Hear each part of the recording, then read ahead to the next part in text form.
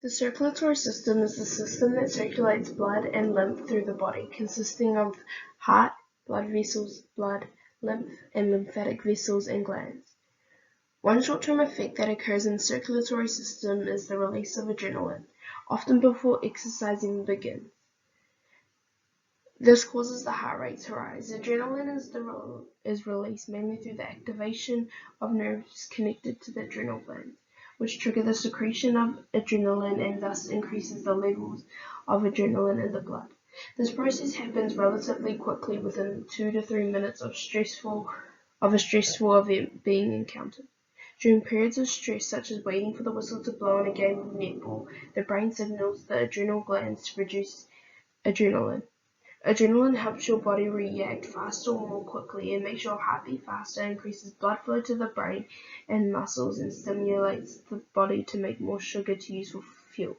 When adrenaline is released suddenly, it's often referred to as an adrenaline rush. This short-term response affects the performance of a netball player on the court by giving them an adrenaline rush, causing the player a heightened state of physical and mental alertness, giving the player more focus and clearer decisions, and reduces the chance of mistakes happening. Also, the player has more energy, which means they won't get as tired on court as quickly and will be able to do more on court. This will overall improve the netball player's game, as long as the adrenaline is not long-lasting, as that can cause significant heart rates to rise at dangerous levels, which can lead to a heart attack. A short-term effect that occurs in the respiratory system is the intercostal muscles, diaphragm, and other muscles which aid the expansion of the thoracic cavity work harder to further increase the expansion during inhalation to draw more air. During the process of inhalation, the lung volume expands as a result of the contraction of the diaphragm and intercostal muscles. The muscles are connected to the rib cage, thus expanding the thoracic cavity. Due to this increase in volume, the pressure is decreased based on the principles of Boyle's law. This means if the thoracic cavity does work harder to further increase expansion, this will lead to more air to the netball players' lungs, making it easier for them to breathe on court and making them less tired as they have more oxygen flow through their body, which makes it easier if it's a long game or if it's a stop and start thing. The muscular system is an organ system consisting of skeletal, smooth, and cardiac muscles. It permits movement of the body, maintains posture, and circulates blood throughout the body. The muscular system and vertebrates are controlled through the nervous system, although some muscles can be completely autonomous. A short-term effect that may occur in the muscle system is your muscles can store more energy. Its ability to store nutrients and glucose improves and allows you to minimize the effects of lactate. Also, the myoglobin stores carry more oxygen. Myoglobin is found in the cardiac and skeletal muscle, bringing oxygen to your muscles, cellular respiration in the process which your muscles use oxygen to produce ATP energy. Whether you're exercising or not, the oxygen in your body is used to break down glucose and create fuel for your muscles called ATP. The heart pumps the oxygen to the muscles that are doing the exercise. When you exercise and your muscles work harder, your body uses more oxygen and produces more carbon dioxide. Your circulation also speeds up to take oxygen to the muscles so that they can keep moving during a game of netball. During a game of netball, your muscles have to work harder, which increases the demand for oxygen. This is why your breathing and heart rate increases to help pull more oxygen in your bloodstream. As you exercise, the oxygen that reaches your muscles never leaves, but rather converts the available glucose into ATP. Also, if your muscles can store more energy, this may help a player in their game, as their muscles won't get tired as fast, letting them be able to do more in their sport, meaning run around more, go for more intercepts, and improve their game overall. When our body has to perform sudden explosive movements, it relies on the ATP-CP system. CP stands for creatine phosphate. This compound, which is stored in the muscle, which is the main fuel for ATP-CP system. The ATP-CP system works by first using up the ATP in our muscles, then breaking down creatine phosphate to give energy to the ATP synthesis. This system produces ATP very quickly, but the downside is it runs out of fuel in around 10 seconds. So this is a main energy system for the short-term high-intensity exercise. The ATP-CP system will affect netball players' performance on court when they are really tired. It will give them a sudden burst of energy, but this will be useful in a game as if a player starts to slow down and they see an intercept coming up and they want a short burst of energy to get there and get that intercept. This will be helpful and could help a netball player in their play.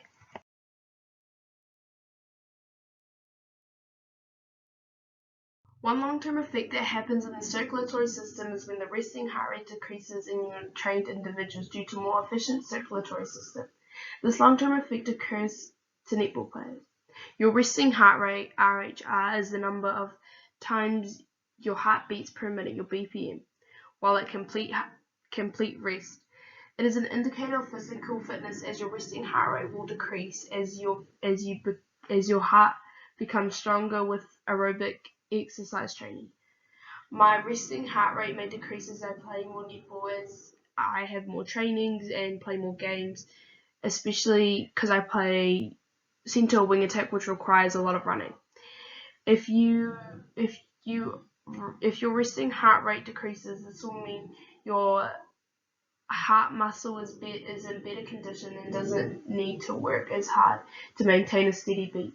A low or moderate amount of physical activity doesn't usually change the resting pulse much.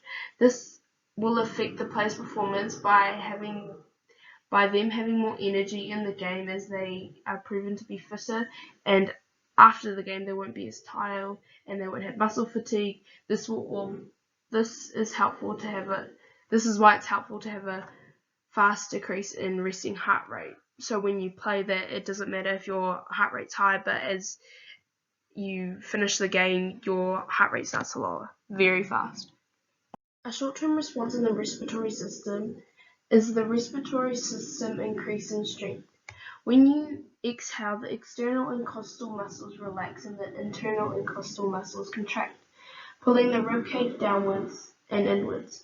The diaphragm relaxes, moving backwards and ups. Lung volume decreases and the air pressure inside increases.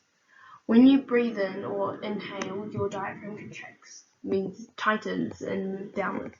The increase increases the space in your chest cavity in which your lungs expand. The intercostal muscles between your ribs also help enlarge the chest cavity. They contract to pull your rib cage both upwards and outwards when you inhale. These muscles may become tired, meaning fatigued, making it difficult for you to inhale and exhale normally. Shallowing breathing from muscles weakness may lower your oxygen and increase carbon dioxide levels in your blood, causing your muscles to become even weaker. Being anxious tightens your muscles that help you breathe, and this also makes you breathe faster. So if you're nervous before like a netball game or a rugby game or something like that, this can tighten your breath and make it faster. As you get more anxious, your breathing muscles get tired. This causes even more shortness of breath and more anxiety.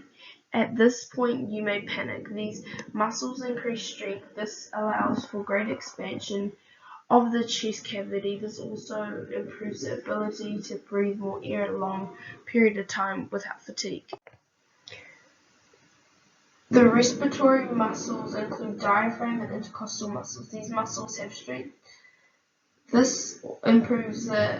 With strong ones, this improves the ability to breathe more air over a long period of time without fatigue. It is also important for netball players to have strong respiratory muscles because this improves their ability to breathe in and out more air over long periods of time, as netball is a stop and start sport and goes for 40 minutes to an hour. It is important to have a consistent airflow. It is also important to have a consistent airflow because if you do not, it makes it harder for the player to handle a full game, and to play netball requires good endurance.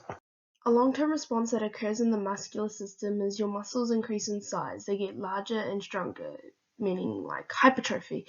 When you do resistance training and put stress on your muscles with the short-term effect of micro-tearing, muscle hypertrophy involves an increase in size of skeletal muscles.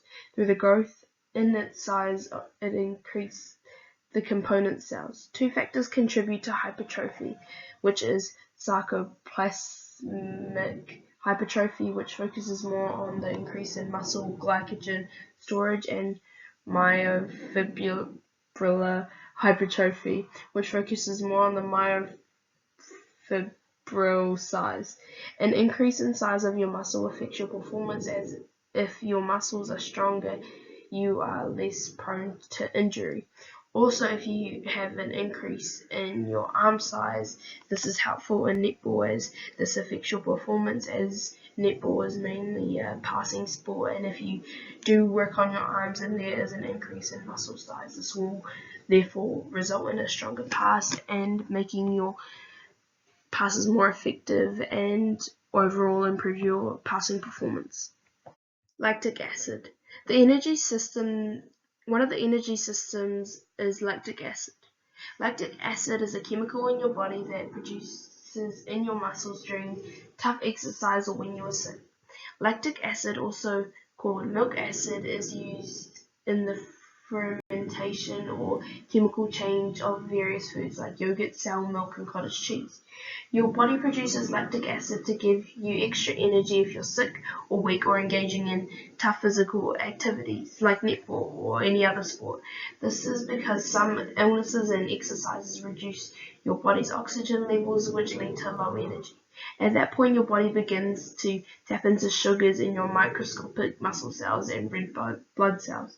These stored sugars and starches, also called glycogen, are changed into lactic acid. By training out at a high intensity, it is also thought that the body creates additional proteins that help absorb and convert lactic acid to energy.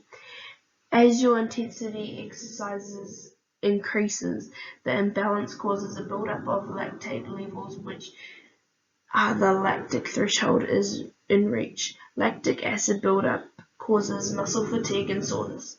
Since the discovery of lactic acid, the popular notion has been responsible for muscle fatigue and also tissue damage induced by lactic acid following an intense workout. This affects netball players' performance by giving you energy when it is coming towards the end of a game, and the player is more likely to be more tired. They will have more energy. That's where lactic acid comes in and gives the body the energy it needs. But also after, it can affect the players by a store congestion of lactic acid occurring and turning into muscle fatigue, making the player's muscles sore after the game and maybe finding it hard to work out after the game. When the body requires a more sustained supply of energy, it relies on the aerobic system. This system works by breaking down carbohydrates, fat, and sometimes even proteins in the presence of oxygen.